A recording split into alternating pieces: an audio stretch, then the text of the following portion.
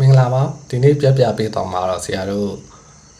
file စီကနေ download လုပ်တဲ့နည်းလေးပြပေးတော့ပါနော်ဆရာတို့အရင်ဆုံး recommendation ပေးချင်တာတော့ file စီကနေ download လုပ်မယ်ဆိုလို့ရှိရင် Chrome browser ကိုတောင်းရတယ်ပေါ့နော်အဲဆို Chrome browser ကိုဆရာတို့ဖွင့်လိုက်ပေါ့နော်ဖွင့်ပြီးပြီဆိုလို့ရှိရင်ဆရာတို့ file စီကိုဆရာတို့တောင်းမယ်ပေါ့နော် file cr.home အဲဆို file cr.com ကိုရောက်သွားပြီဆိုလို့ရှိရင်ဆရာတို့ဘာတွေ download လုပ်ရလဲဆိုတော့ Windows software တွေ download လုပ်လို့ရတယ် Mac တွေ Android application တွေ Android game တွေ PC game တွေပေါ့နော်ဆိုတော့ဒီမှာတော့ဆရာ Windows application နဲ့ Mac application တွေ download လုပ်ပြတော့မှာပေါ့နော်အဓိကအဖြစ်ဆရာတို့ Adobe application တွေဆရာတို့ download လုပ်လို့ရတယ်ပေါ့နော်ဒီမှာရှာလိုက်တယ်ဆိုရင် ADOBE ပေါ့နော် Adobe လို့ရှာလိုက်တယ်ဆိုလို့ရှိရင်ဒီနေ့လေးမှာ Adobe Photoshop တို့ Illustrator တို့ software လေးတွေဆရာတို့ရလာလိမ့်မယ်ဒီမှာဆိုလို့ရှိရင်ဒီဘက်မှာတော့ software မျိုးစားကိုပြတာပဲနော် Windows software လေးလည်းရှိတယ် Mac address နဲ့ Mac software လေးရှိတယ် Mac software ကများသောအားဖြင့်တော့ file size များတယ်ပေါ့နော်အဲ့သူမှာ download လုပ်တဲ့နေရာ3နည်းရှိတယ်ပထမတော့ဒါ direct download ပေါ့နော်ဒီ software အကြီးတွေမဟုတ်ဘဲနဲ့ software သေးသေးလေးပေါ့နော်ဥပမာပြင် Camtasia လိုမျိုး software ပေါ့ CMDASI ပေါ့နော်Camtasia လိုမျိုး software ဆိုလို့ရှိရင်သူကပါလဲဆိုတော့390 420ပေါ့နော် Windows software ဆိုလို့ရှိရင်နှိပ်လိုက်တယ်ဆိုလို့ရှိရင် direct download ပေါ့နော်နှိပ်ပြီးပြီဆိုလို့ရှိရင် direct download လုပ်လိုက်အောင်ပဲဘာမှတီးတန်ကြီးဖြစ်စရာမလိုပေါ့နော်နှိပ်လိုက်တယ်ဆိုလို့ရှိရင် generative download link လို့ပေါ်တယ်ပေါ့နော်ပေါ်ပြီးဆိုလို့ရှိရင်ခဏစောင့်အောင် click to download ဆိုလို့ရှိရင် software ကို download လုပ်အောင်เนาะသူကဒီမှာတော့ extension သွင်းမထားလို့ဒါ extension ယူခိုင်းပြီလေဒီနေ့လေးမှာ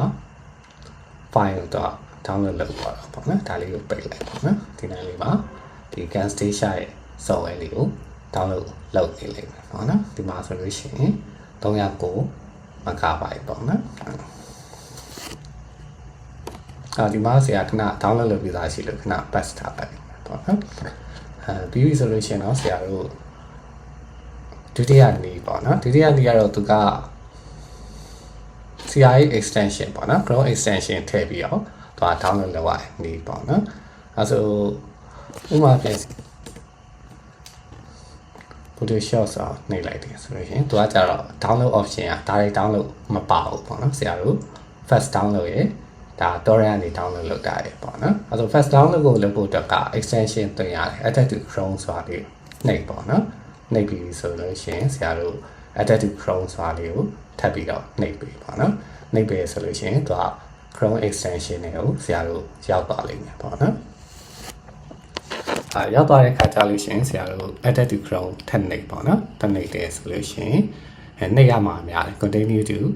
install ထပ်နှိပ်မယ်ပြီးရင် add extension ထပ်နှိပ်ပါပေါ့နော်ထပ်နှိပ်လိုက်တဲ့ခါကျလို့ရှိရင်เนาะဒီ extension လေးကိုဆရာတို့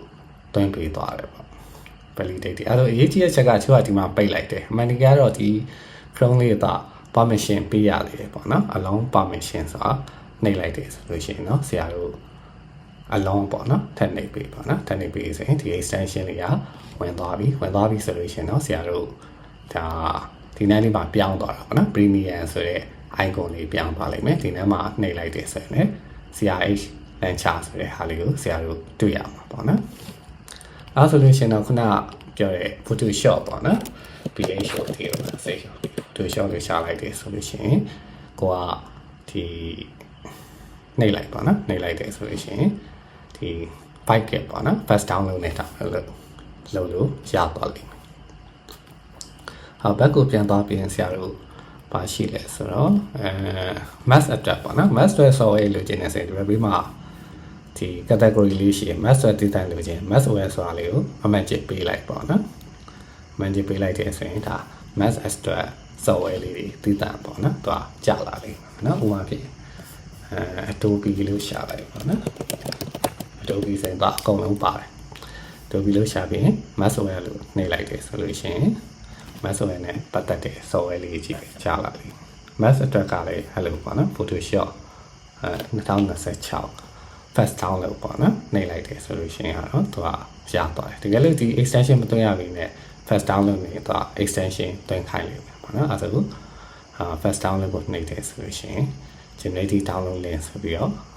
ပေါ်နေလိမ့်မယ်ပေါ့နော်ပေါ်ပြီးဆိုရင်တော့ဆရာတို့ click to download ဆိုလို့ရှိရင်အဲ့ဒီ file ကို download လုပ်ပေးတယ်ပေါ့နော်Wi-Fi နဲ့ဆိုလို့ရှိရင်တော့ဆရာတို့မြန်ပါတယ်ဒီဘက်မှာနှိပ်ပြီးတော့ကြည့်ရဆိုလို့ရှိရင် Photoshop ပေါ့နော်49 မိနစ်အဲ့လောက်ပဲကြာလိမ့်မှာပေါ့နော်နောက်တစ်ခုကတော့ဆရာတို့ torrent client ကနေ download လုပ်တဲ့နည်းပေါ့နော် torrent client ဆိုတာအချို့ကိုက line တွေပါမငြိမ်ဘူးဆိုလို့ရှိရင်ဒီ tanket တို့ပါကို download လုပ်တယ်ဆိုရင်ပြတ်သွားတာမျိုးပေါ့နော်အဲဆိုတော့ကိုက torrent ကနေ download လုပ်တယ် torrent ဆိုတာကဒီ server ကနေတိုက်ရိုက် download လုပ်တာမဟုတ်ဘဲနဲ့ပေါ့နော်ဒီပြန်နေပြန်သွား back ကိုနှိပ်လိုက်ပေါ့နော် server ကနေ download ဒီမှာ download ယူတော့တာပေါ့နော် server ကနေ download လောက်တာမဟုတ်တိုက်ရိုက် download လောက်တာမဟုတ်ပဲသူကဒီ Photoshop ကိုဆရာတို့လိုမျိုး download လုပ်ထားတဲ့ကမ္ဘာတွင်းကကွန်ပျူတာတွေကနေတော့ torrent နည်းပညာနဲ့ချိတ်ဆက်ပြီးတော့အချင်းချင်း download လုပ်တာပေါ့နော်သူမှာ seed လုပ်တဲ့လူလို့ခေါ်တယ်ပေါ့နော်အဲ့ဒါလေးအဲဆိုဆရာလက်တွေ့လုပ်ကြည့်အောင်နော်အဲဆို torrent နဲ့ download လုပ်တယ်ဆိုလို့ရှိရင်တော့ဆရာတို့ကဘာလို့လဲဆိုတော့torrent client တခုကို download လုပ်ဖို့လိုတယ်ပေါ့နော် uTorrent ပေါ့နော်အဲဆိုဆရာတို့ torrent client ကိုဒီကနေပဲ download လုပ်လို့ရတယ် download uTorrent ကိုနှိပ်လိုက်ရင်ဒီလမ်းလေးမှာ link လေးကို generate လုပ်ပေးလိုက်မယ်ပေါ့နော်အဲဆိုတကယ်လို့ကိုမှဒီ uTorrent ပေါ့နော်မရှိသေးလို့ရှိရင်ဒီအောင်နယ်လေးမှာခလုတ်လေးရှိတယ်ပေါ့နော် torrent client ကို download လုပ်လို့ရမှာပေါ့နော်နှိပ်လိုက်တယ်ဆိုလို့ရှိရင် torrent client ကိုကိုက download လုပ်လို့ရလိမ့်မယ်ပေါ့နော်ဒီမှာတော့ torrent client ကတော့download လုပ်ထားပြီးပေါ့နော်ဆရာ pass လုပ်လိုက်ရှိပြီးသားပေါ့နော်ဒီမှာဆိုရင်တစ်ခါတလေတော့ဒီလိုလေးပြတယ်dangerous download block ပေါ့နော် uTorrent installer ဆိုတဲ့ဟာလေးပြတယ်အဲ့ဒါဆိုလို့ရှိရင် full download history ဆိုတာကိုတွားလိုက်ပေါ့နော် full download history ဆိုတာကိုတွားလိုက်တယ်ဆိုလို့ရှိရင်ဒီလမ်းလေးမှာဒါခုနဆရာ download လုပ်တာနှစ်ခုပေါ့နော်ဒီမှာတော့ dangerous file မို့လို့ block ထားတယ်လို့သူကပြတယ်ပေါ့နော်အဲ့ဒါဆိုလို့ရှိရင်ဒီအဆက်လေး30ကိုနှိပ်လိုက်ပါနော် OS နှိပ်ပြီးdownload dangerous file ဆိုတာလေးကိုနှိပ်ရတယ်အဲ့မှာ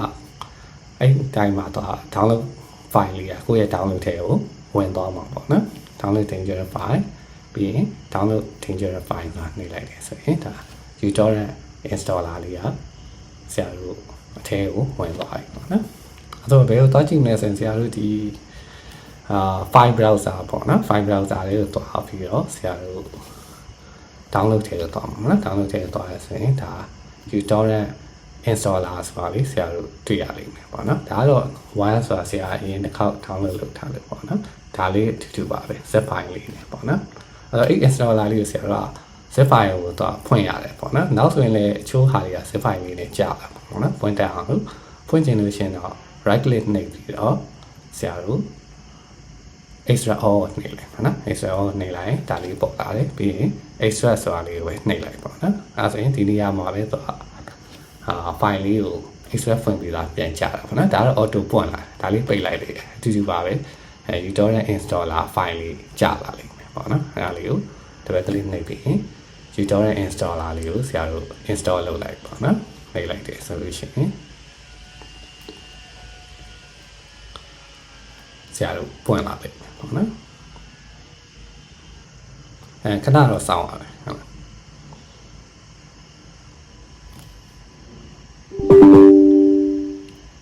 အဲ့ဆိုရင်တော့မေးတယ်ပေါ့နော်ဒါလေးကိုဆရာတို့တွင်မလားဆိုရင် yes ဆိုတာနေလိုက်မယ်ပြီးရင်ခဏလေးတော့စောင့်ရမယ်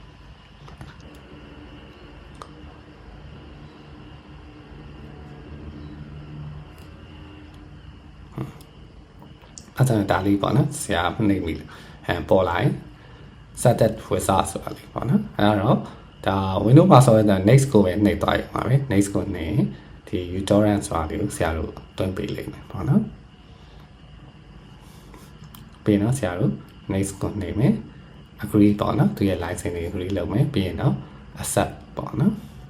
ပြီးရင် accept ထပ်လုပ်မယ်ပြီးရင်ဒါကတော့တွဲမှာလာလို့မေး IAV network protection ကိုdecline လုပ်လိုက်ပါနော်မဟုတ်ရင် IAV network ဆိုတာလေးဝင်လာဒီနေ့လေးအရေးကြီးတယ် decline နှုတ်လိုက်ရတော့ပါနော်အဲ့ဒါ software သုံးခု တွင်ခိုင်းလိမ့်မယ်ပြီးရင် next ကိုနှိပ်လိုက်ပေါ့နော်ဒါလည်း next ကိုနှိပ်လိုက်ခုနနန်းလေးပဲ IV သွင်းတဲ့နန်းလေးပဲ decline လုပ်လိုက်ပေါ့နော်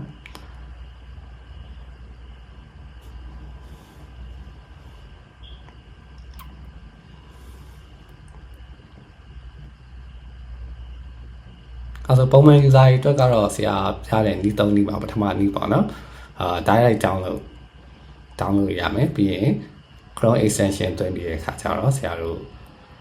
fast download ရမယ်ပေါ့နော်ကိုကနည်းနည်းလေး software တွေခက်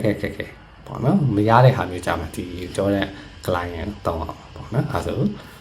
finish ပေါ့နော်တွဲလိုက်တယ်ဆိုရင်ယူတော့တဲ့ client ဆရာတို့ရသွားပြီပေါ့နော်ရသွားရဆိုလို့ရှိရင်သူက